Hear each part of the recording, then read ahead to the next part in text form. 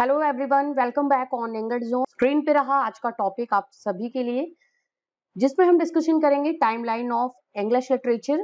Chronological sequence में English literature के edges के बारे में बात करेंगे, इंपॉर्टेंट ऑथर्स के बारे में बात करेंगे, इंपॉर्टेंट वर्क्स के बारे में बात करेंगे। इस एरा के जो भी इंपॉर्टेंट एरा क्रोनोलॉजिकल सीक्वेंस में हम डिस्कस करेंगे। उससे पहले फ्रेंड्स, आप सभी के लिए important information, Unacademy India's largest learning platform की तरफ से CSIR UGC net chemical science का बैच स्टार्ट हो रहा है 23 मार्च 2022 से।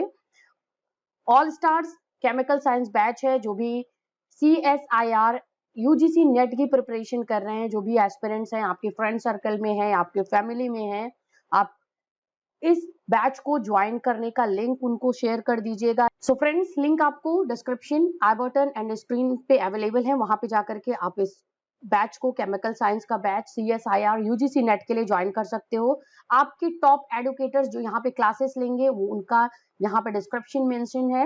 जो भी टीचर्स हैं, जो भी आपके एडुकेटर्स हैं, वो यहाँ पे आपकी क्लासेस लेंगे। तो ये बैच बहुत ही इंपॉर्टेंट है सभी एस्पिरेंट्स के लिए जो भी CSIR UGC नेट की प्रिपरेशन कर रहे हैं। अपकमिंग डेज में आपका बैच होने वाला है। आपको डाउट क्लियर सेशंस, आपको MCQs जो क्वेश्चंस होते हैं प्रीवियस ईयर पेपर्स के, इसके साथ साथ प्रैक्टिस सेट और कॉन्सेप्ट वाइज आपकी स्टडी होती है Unacademy India's largest learning platform पे। The top educators of India, आप अपनी क्लासेस ले सकते हो। और अनअकैडमी एक रिलायबल प्लेटफॉर्म है जहां पे आप अपने किसी भी एग्जाम की प्रिपरेशन कर सकते हो। और लिंक मैंने आप सभी को बताया कि CSIR UGC net chemical science का बैच 23 मार्च से स्टार्ट हो रहा है। आप इस बैच को ज्वाइन करिए जो आपके फ्रेंड सर्कल में केमिकल साइंस से CSIR UGC नेट के लिए जा रहे हैं, इसकी प्रिपरेशन कर रहे हैं, इस एग्जाम को अपकमिंग मंथ में देने वाले हैं। तो आपके लिए ये एक गोल्डन अपॉर्चुनिटी अनअकैडमी की तरफ से है। गो एंड लिंक चेक करिए, एनरोल करिए अभी तुरंत जाकर के इस लिंक को, अपनी प्रिपरेशन को एक किक स्टार्ट दीजिए with Unacademy top educators. And friends, तो वीडियो का स्टार्टिंग हम करते हैं मेजर पीरियड्स एंड हाइलाइट से, जिसमें हम क्रोनोलॉजिकल सीक्वेंस में बात कर रहे हैं हिस्ट्री ऑफ इंग्लिश लिटरेचर की। और सबसे पहले हम बात करेंगे क्लासिकल पीरियड की, क्योंकि क्लासिकल पीरियड का जो एक पावरफुल इम्पैक्ट था हिस्ट्री ऑफ इंग्लिश लिटरेचर में, वो बहुत ही हाईलाइट होकर के आया। जो कि इंपॉर्टेंट ऑथर्स थे, अब जो अपकमिंग एजेस के, उन्होंने बहुत ज्यादा इन्फ्लुएंस किया, क्लासिकल ऑथर्स ने इन्फ्लुएंस किया अपकमिंग ऑथर्स को, जो कि नियो क्लासिकल एरा या रोमांटिक एरा या एलिजाबेथन एरा से बिलोंग करते थे। तो क्लासिकल एरा को हम इसीलिए पढ़ेंगे या क्लासिकल पीरियड की बात करेंगे, जो कि टाइम ड्यूरेशन था 1200 BCE से लेकर के 455 CE तक का। मींस 1200 बिफोर कॉमन एरा से लेकर के 455 कॉमन एरा तक का टाइम ड्यूरेशन ये क्लासिकल पीरियड का आता है। जिसके कुछ इंपॉर्टेंट हाइलाइट्स के बारे में बात करेंगे, मींस इंपॉर्टेंट सब पीरियड्स के बारे में बात करेंगे। तो पहला जो होगा वो होमरिक पीरियड है, या जिसको हेरोइक पीरियड बोलते हैं, 1200 से लेकर के 800 BCE का। उसके बाद क्लासिकल एरा की बारी आती है, क्लासिकल ग्रीक पीरियड की बात आती है, जिसको हम डिवाइड करते हैं 800 से लेकर के 200 BCE तक। क्लासिकल रोम पीरियड की बात आती है 200 BCE से लेकर के 455 BCE तक। और यहाँ पे फिर आता है हमारा पैट्रिस्टिक पीरियड, जो कि 70 CE से लेकर के 455 CE तक का ये टाइम ड्यूरेशन था। इसमें हम बात करते हैं कि ये क्लासिकल पीरियड में काउंट होते हैं। न्यू क्लासिकल एरा के जो भी इंपॉर्टेंट राइटर्स थे, ग्रीक पीरियड या रोमन क्लासिकल पीरियड के ऑथर्स या राइटर्स से बहुत ज्यादा इन्फ्लुएंस थे। आप बात करो, चाहे अरिस्टोटल की बात करो, प्लेटो की बात करो, या वर्जिल हैं, इन कुछ इंपॉर्टेंट ऑथर्स, ग्रीक और रोमन ऑथर्स के को ने बहुत ज्यादा इन्फ्लुएंस किया हिस्ट्री ऑफ इंग्लिश लिटरेचर को। चौसर भी बहुत ज्यादा इन्फ्लुएंस थे, शेक्सपियर भी इन्फ्लुएंस थे। आप बात करोगे कि न्यू क्लासिकल एरा के जितने भी इंपॉर्टेंट राइटर्स थे, उन्होंने इमिटेट किया है स्टाइल को, जो कि क्लासिकल रोमन पीरियड या क्लासिकल ग्रीक पीरियड के ऑथर्स जो स्टाइल अडॉप्ट करते थे, उनकी जो राइटिंग स्किल्स थी या उनका जो राइटिंग का वे था, उसको इमिटेट करा हुआ है नियो क्लासिकल एरा के राइटर्स ने। तो पहले हमने बात की क्लासिकल पीरियड की। अब हम बात करते हैं द मिडिवल पीरियड, जिसका टाइम ड्यूरेशन था 455 से लेकर के CE से लेकर के 1500 CE, मींस 455 कॉमन एरा से लेकर के 1500 कॉमन एरा का टाइम ड्यूरेशन मिडिवल पीरियड के नेम से जाना जाता है। हिस्ट्री ऑफ इंग्लिश लिटरेचर की बात करें तो एक्चुअल स्टार्टिंग इसकी यहीं से होती है। जिसमें सब पीरियड जो आता है वो पहला हमारा आता है द ओल्ड इंग्लिश पीरियड, जिसको हम एंग्लो सैक्सन पीरियड के नेम से जानते हैं। 425 से लेकर के 1066 का जो पीरियड था वो हम ओल्ड इंग्लिश पीरियड के नेम से जानते हैं, जिसमें Beowulf was one of the important poetic collection, या आप बात कर लो एपिक पोयम की बात कर ले, ये फर्स्ट एपिक पोयम था जो कि इसी टाइम ड्यूरेशन में लिखा गया था। ओल्ड इंग्लिश पीरियड का एक इम्पॉर्टेंट वर्क था। इस टाइम ड्यूरेशन में आप बात करोगे तो ओरल पोइट्री या oral literature was on the top of mark. Next बात इसी मेडिवल पीरियड में नेक्स्ट जो आता है वो मिडिल इंग्लिश पीरियड की बात करते हैं। 1066 से लेकर के 1500 सी तक का टाइम ड्यूरेशन था, ये मिडिल इंग्लिश पीरियड का टाइम ड्यूरेशन था। इसमें चौसर को आप पढ़ते हो, विलियम लैंगलैंड को आप पढ़ते हो इस टाइम ड्यूरेशन में, जो कि एक इनके कलीग थे। और इम्पोर्टेंट जो वर्क की बात करें, अगर हम मिडिल इंग्लिश की बात करते हैं तो the Canterbury Tales was the important medieval period literature. ये है द कैंटरबरी टेल्स जो कि लिखा गया है जियोफ्री चौसर के थ्रू। मिडिवल पीरियड की एक सोसाइटी को, एक कल्चर को देखते हैं हम इस इम्पोर्टेंट पोएटिक वर्क में चौसर के द कैंटरबरी टेल्स में।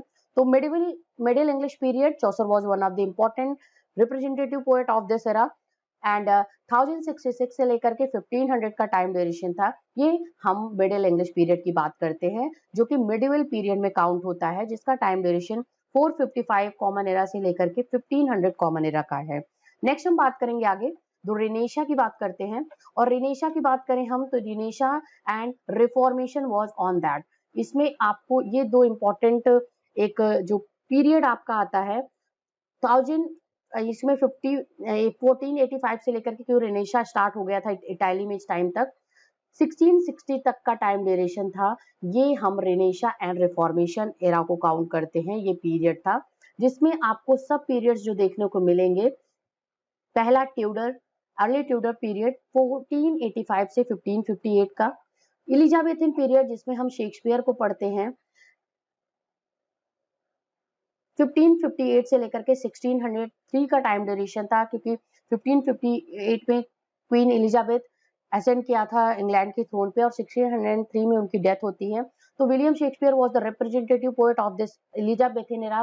बाकी यूनिवर्सिटी बिट्स के इंपॉर्टेंट राइटर्स थे इस एरा में, जो कि इंपॉर्टेंट पोएट्री उन्होंने लिखी है, इंपॉर्टेंट ड्रामास भी लिखे हुए हैं इस एरा के इंपॉर्टेंट राइटर्स ने।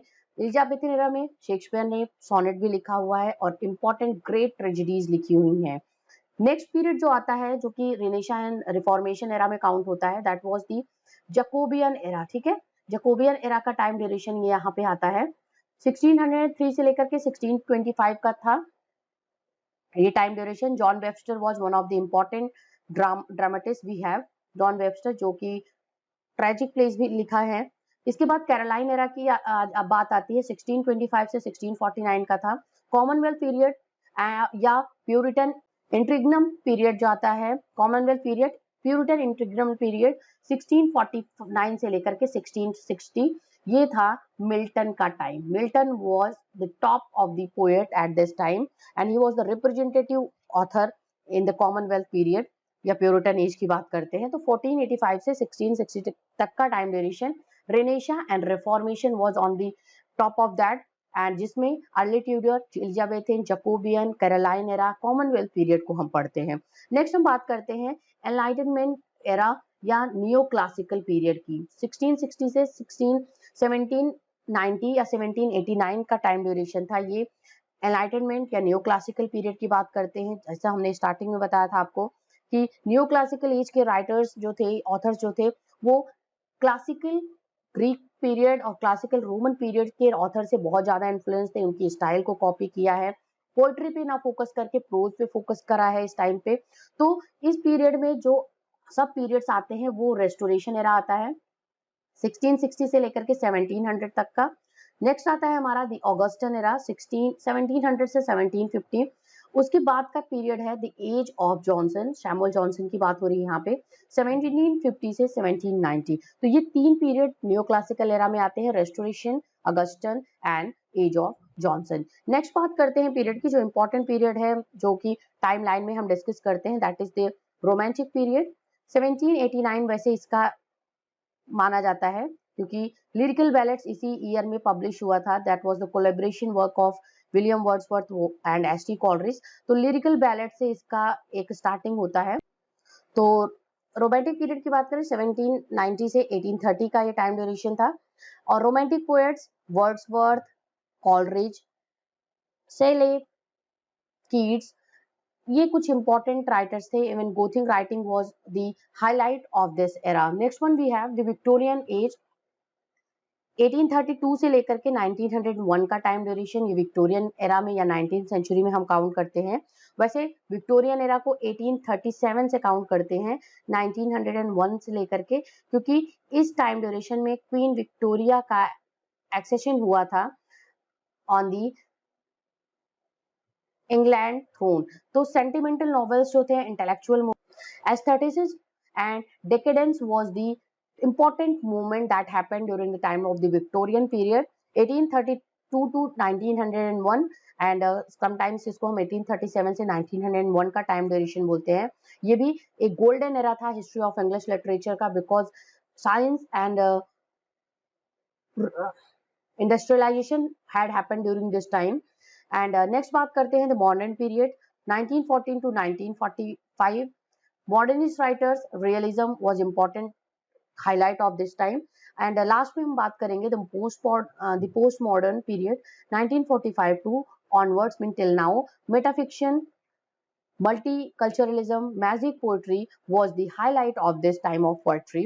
और इस एरा में इस तरीके की पोएट्री, इस तरीके के वर्क्स आप देखने को मिलेंगे। Metafiction, multiculturalism and modern period की बात करें तो मॉडर्निस्ट राइटर्स जैसे आप T S. Eliot was one of the important writer during this time, या उनकी बात करें एज़रा पाउंड इम्पोर्टेंट जो पोएट हैं इस एरा के। तो ये कुछ इंपॉर्टेंट राइटर्स या पोएट्स हैं जो कि अपने स्पेसिफिक एरा से बिलोंग करते हैं, स्पेसिफिक एरा से रिलेटेड अपनी पोइट्री या अपने लिटरेचर को लिखते हैं और उस लिटरेचर के थ्रू सोसाइटी को रिप्रेजेंट करते हैं। तो हमने यहाँ पे टाइमलाइन ऑफ इंग्लिश लिटरेचर बात की। एजेस में आप कंफ्यूज बिल्कुल मत होइएगा, कहीं कहीं जैसे विक्टोरियन एरा का स्टार्टिंग है तो 1837 से लेकर के 1901 बोलते हैं, बट कहीं 1832 से 1901 का भी टाइम ड्यूरेशन होता है, वो मेंशन होता है। तो ओवरऑल कुछ इंपॉर्टेंट पीरियड्स और उसके टाइमलाइन को, हिस्ट्री ऑफ इंग्लिश लिटरेचर के टाइमलाइन को हमने यहाँ पे डिस्कस करा। मिलते हैं नेक्स्ट वीडियो में friends. Till then keep watching and keep learning English literature on English Zone channel. Description जरूर चेक कर लीजिएगा।